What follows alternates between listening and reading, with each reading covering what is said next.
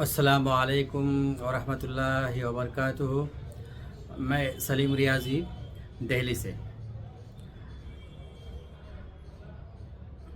جب انسان مر جاتا ہے تو قبر تک ان کے دوست و احباب، رشتہ دار، جو دشمن ہیں وہ بھی پہنچتے ہیں، جو ان کے چاہنے والے ہیں وہ بھی پہنچتے ہیں، اور جو نہ چاہنے والے وہ بھی پہنچتے ہیں۔ اولاد بھی، مال و دولت، مال سے مراد یہاں اولاد ہے، وہ بھی پہنچتے ہیں، لیکن قبر سے مٹی دے کر رشتہ دار بھی واپس ہو جاتے ہیں، اور مال و دولت بھی واپس، اولاد بھی واپس ہو جاتے ہیں۔ صرف ان کے ساتھ جو رہ جاتا ہے وہ عمل صالحہ ہے۔ عمل صالحہ کے علاوہ کچھ نہیں رہتا۔ آئیے اس بارے میں ہم ایک بیان سنتے ہیں شیخ سے، اور اپنے ایمان کو تازہ کرتے ہیں کہ قبر میں جب انسان کو رکھ کر آ جاتے ہیں لوگ، تدفین کر دیا جاتا ہے، تو اس کے ساتھ کیا سلوک کیا جاتا ہے۔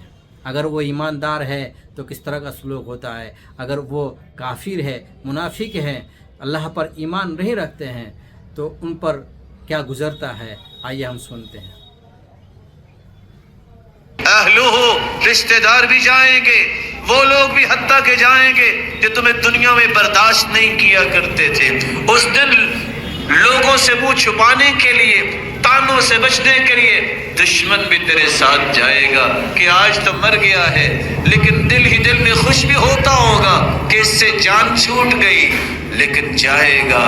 اور اس کے ساتھ ساتھ مالہ، تیرا مال بھی جا رہا ہوگا، تیری متحدی میں کام کرنے والے بھی سکورنگ کرنے کے لیے جائیں گے۔ نہ گئے تو لوگ کیا کہیں گے۔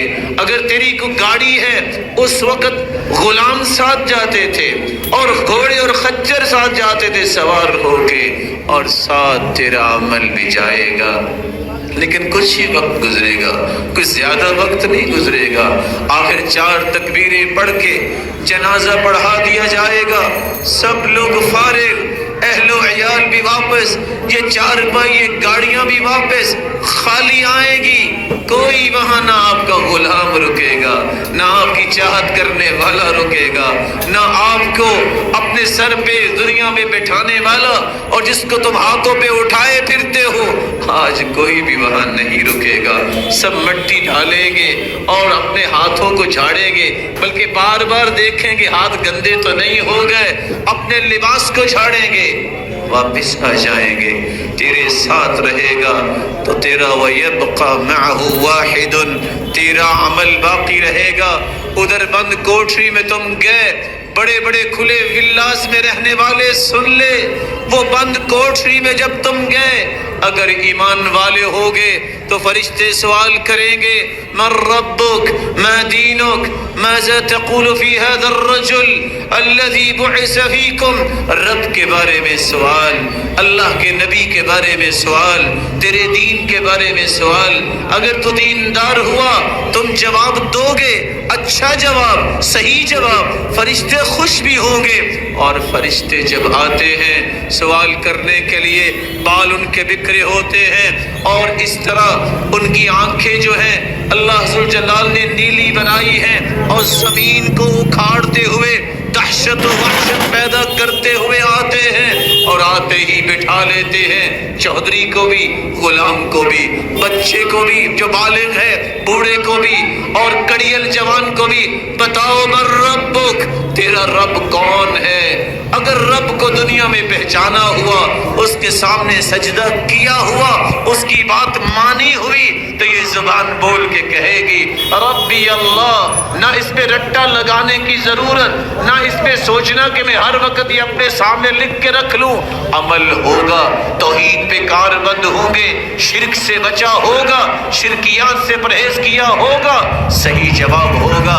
3 سوالوں کے جواب دو گے مسلمانوں، آسمان سے آواز آئے گی، ان صدق عبدی، میرے فرشتوں، میرے بندے نے سچ بولا ہے، سچ بولا ہے اس نے۔ افرشوا لہ فراش الجنہ، اس کے چاہنے والے کہاں چلے گئے؟ اس کو مٹی پہ ہی لٹا کے چلے گئے۔ سنت بھی یہ ہے کہ قبر میں کوئی چیز نہ بچھائی جائے، اس کو مٹی پہ ہی لٹا کے چلے گئے۔ میرے فرشتوں نہیں، باقی کام پھر ہوگا، جنتی بچھونے فوراً اس کے نیچے بچھا دو۔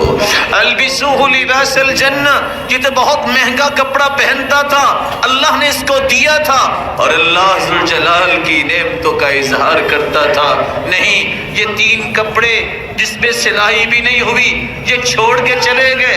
البسوہ لباس الجنہ، اس کو جنتی لباس پہنا دو۔ ابھی جنت تو نہیں آئی لیکن وعدے یہاں سے ہی پورے شروع ہو جائیں گے، پورے ہونے شروع ہو جائیں گے۔ اللہ فرمائیں گے یہ بند کوٹری میں آ گیا، بڑے کھلے گھر میں تھا، فَيُفْتَحُ لَهُ قَبْرُ، اور اس کی قبر کو کھولا جائے گا، مُدَّ بَصَرِ، جہاں تک اس کی نظر جائے گی۔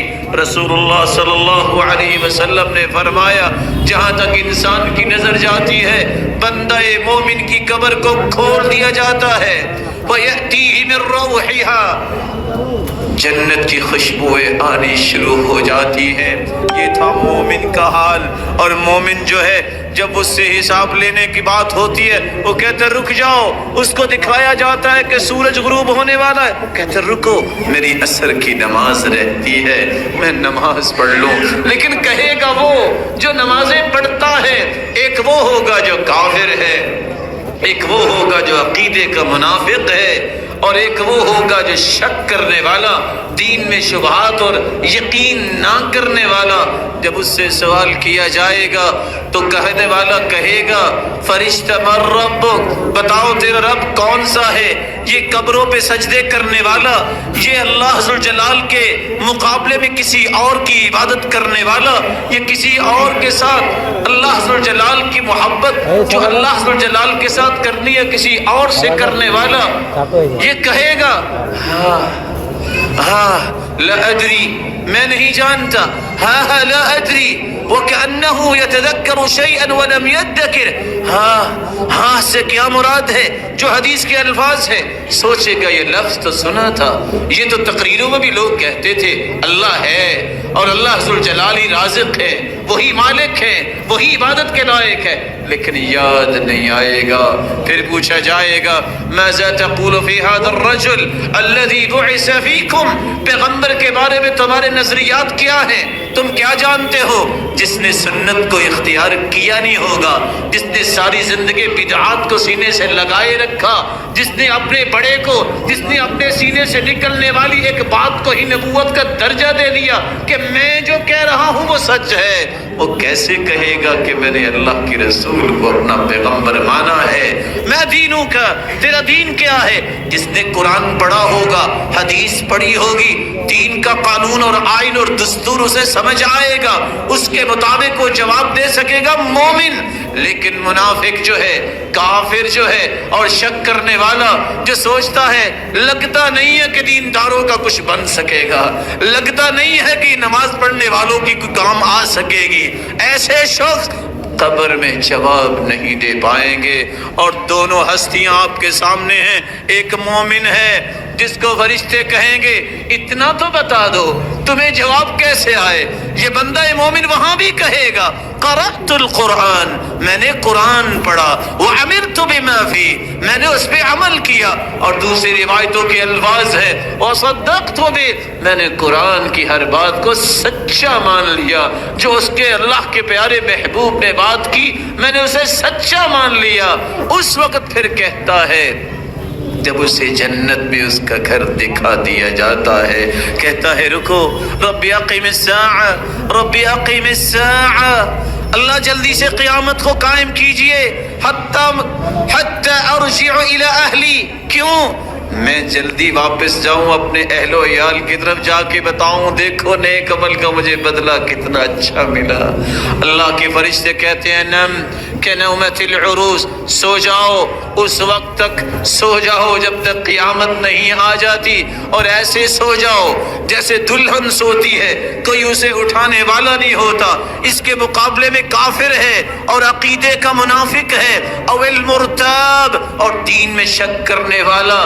جب تینوں سوالوں کے جواب ایک ہی ہوتا ہے ہاں لا ادری، مجھے علم نہیں ہے، खुद फरिश्ते कहते हैं ला दगैता वला तलैता, न तूने कुरान पढ़ा न दीन को समझा, तुझे कैसे जवाब आते। फयुद्रब बिमतारिक मिन हदीद दर्ब बैन उज़ुनई, दो कानों के दरमियान एक गुर्ज उठाते हैं फरिश्ते जो उसके दो कानों के दरमियान मारते हैं। ये इतना बड़ा हथौड़ा है, पूरी कायनात मिलके उसको उठा नहीं सकती। अगर किसी पहाड़ पे मार दिया जाए तो पहाड़ भी रेजा रेजा और मट्टी बन जाए। और ये इसी तरह इस पे अजाब शुरू हो जाते हैं और अल्लाह जुल जलाल के फरिश्ते,